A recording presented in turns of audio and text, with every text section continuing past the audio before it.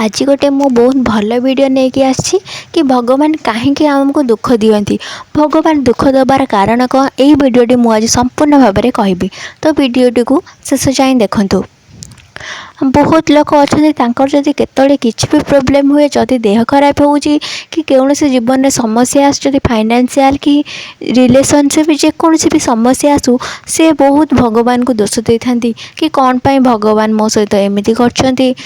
आउ भी बहुत जन लोक अच्छा सीधा सड़क भगवान को अस्तित्व उपर क्वेश्चन कर दियंती कि भगवान नहांती जदि भी भगवान था एमती सब कर न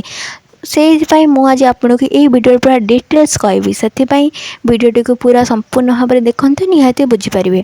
बहुत टाइम कौन करता ना आम भाभी था जदि आम पास्ट रे कौन भी किसी जदि होता है किसी प्रोब्लेम आम कैरियर को नहीं जदि इश्यू होता है ताहले आमको बेले बेले भाविले ना बहुत हस लगे जदि सेमती किसी जदि न होता ताहले आज मुझे जगार भाभी पहुँची पार न बहुत टाइम आम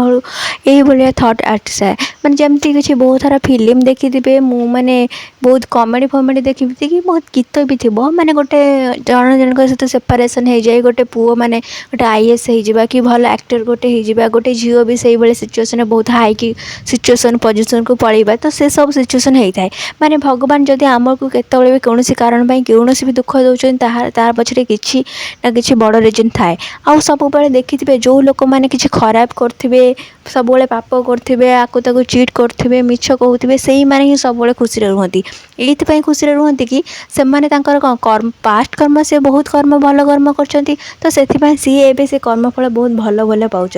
किंतु जो मैंने प्रकृत में भल लोक जो मैंने भल भल कर्म कर हुए तो आम पूर्वजन्म में बहुत खराब कर्म करचे जो कि कर्मफल आमको ए जन्म भोगवाई पड़ू किंतु जेहेतु आमर बहुत भल भल कर्म अच्छी आम बहुत लोक साहाय्य करचु कि कहार के क्षति करूनु कि समस्त माने सहयोग हरिका माने भल माइंड सेट आम समस्त प्रति पॉजिटिव रोचे तो से आम कौन कर आमर जब बहुत बड़ किसी क्षति होबार अच्छी तो सहीटा को आमको अल्परे मिलबार अच्छी जब सपोज आमर गोटे हाथ माने टोटाली माने कटि जबार अच्छी कि हाथ कटबनी कि सामान्य गोटे हाथ में माने टिके जस्ट कटो तो सहीटा को आम बहुत बड़ इश्यू करदे भगवान कौन पे मो सहित एमती कर भगवान जिते जेकोन सिचुएसन आम जीवन को आणुचंती तो सेटा किसी ना किसी भल ही आणुचंती सब प्रोफेशन सपोज डॉक्टर सब चाहिए कि पेसेंट मानक गोटे सब लोक मानक रोग हो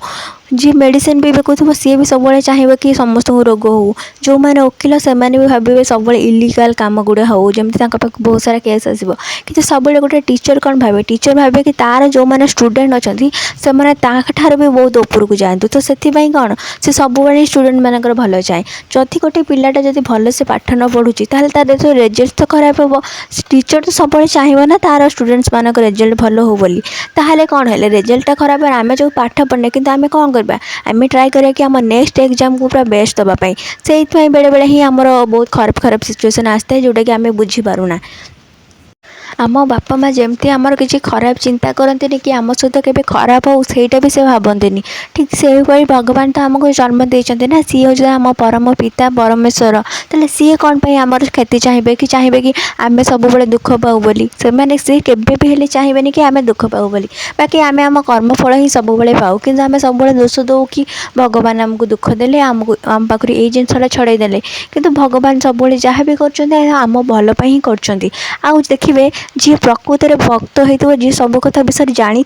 सी सब ये भाव तार जब किसी के देह खराब हो किसी कैरियर असुविधा हो कि रिलेशनशिप असुविधा जेकोसी असुविधा आसू से सब पॉजिटिव भाव मो सहित बहुत बड़ हबार थिला तो सामान्य मत ये ही मिलला तो से भाव में आपण माइंड सेट को पूरा पूरी चेंज करूँ जिते भी जहाँ छोट मोटे होटा भावतु कि आपण किसी बहुत बड़ थिला क्षति होगा जोटा कि सामान्य है जदि भी केतबेले माने आउ टिके भी बड़ क्षति हो धर भावतु कि मोर बोधे आज डेथ हो तो से मुझे रक्षा पाइली तो ये भाव में सब माने पॉजिटिव माइंडसेट रखते देखिए आप निहाती पॉजिटिव हम आ भगवान भी ना सब माने आम साथ अच्छा जी सचोट लोक भगवान सहित सब था जी धर अन्याय कर अधर्म कर भगवान सपोर्ट आदौ न था ସେଥିପାଇଁ ସବୁବେଳେ ଭଲ ଭଲ କର୍ମ କରିବା ପାଇଁ ଚାହାନ୍ତୁ, ସବୁବେଳେ ସତ୍ରେ ରୁହନ୍ତୁ, ସତ କଥା କୁହନ୍ତୁ, ସବୁବେଳେ ଭଲ ହିଁ କରନ୍ତୁ। କେବେ ହେଲେ ବି ଖରାପ କାହାକୁ ମିଛ କହିବା, କାହାକୁ ଠକିବା ଏସବୁ କେବେ ବି କରନ୍ତୁନି। ଆପଣ ତ ଜାଣୁଛନ୍ତି ନା ଆପଣଙ୍କୁ କର୍ମଫଳ ଆପଣଙ୍କୁ ନିଶ୍ଚିନ୍ତ ମିଳିବ। ଯେଉଁମାନେ ନ ବୁଝନ୍ତି ଅଲଗା କଥା, ସେମାନେ କରିଚାଲନ୍ତୁ, କିନ୍ତୁ ଆପଣ ଟ୍ରାଏ କରନ୍ତୁ ଆପଣ ଯାହା ପାଷ୍ଟରେ କରିଦେଇଛନ୍ତି ସେ କଥା ଡିଲିଟ୍ କରିଦିଅନ୍ତୁ ମାଇଣ୍ଡରେ। ଏବେ ଟ୍ରାଏ କରନ୍ତୁ କେମିତି ଭଲରୁ ଭଲ କରିବା ପାଇଁ। ସବୁ କଥା ବୁଝିପାରୁଛନ୍ତି କେଉଁଟା ଆମର ପାପରେ ଯାଉଛି, କେଉଁଟା ମାନେ ପାପରେ ଯାଉନି, ତ ସେଇ ହିସାବରେ ସବୁବେଳେ କାମ କରନ୍ତୁ, ଚେଷ୍ଟା କରନ୍ତୁ ନ ପାପ କରିବା ପାଇଁ। ତ ଏଇଭଳି ଭାବରେ ଆପଣ ଲାଇଫ୍ ଡେଲି ଚେଞ୍ଜ କରିବାକୁ ଚାହାନ୍ତୁ, ଆଉ ଡେଲି ରାତିରେ ଶୋଇଲା ବେଳେ ଏଇ ଥଟ୍ସ ଆଣନ୍ତୁ, ଆଜି ମୋ ମାଇଣ୍ଡରେ କାହା ପ୍ରତି ଖରାପ ଭାବନା ଆଣିଛି କି ନାହିଁ, କାହାର କିଛି କ୍ଷତି କରିଛି କି ନାହିଁ, କାହାକୁ ଗାଳି ଦେଇଛି କି ନାହିଁ, କାହା ଉପରେ ରାଗିଛି କି ନାହିଁ, କାହା ସହିତ ଝଗଡ଼ା କରିଛି ନାହିଁ। ତ ଏଇଭଳିଆ ମାଇଣ୍ଡରେ ଆପଣ ସବୁବେଳେ ରୁହନ୍ତୁ।